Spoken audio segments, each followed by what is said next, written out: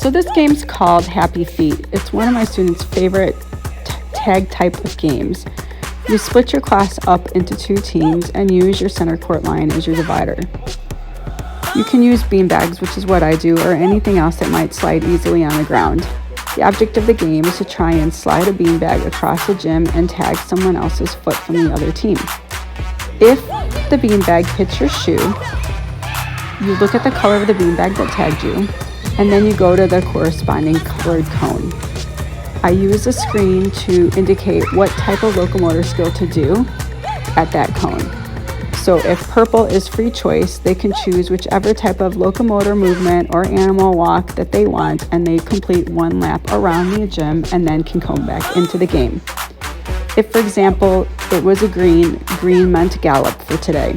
So they would then go to the green cone and gallop 1 lap around and then enter the game. You can change the types of activities you have them do at each colored cone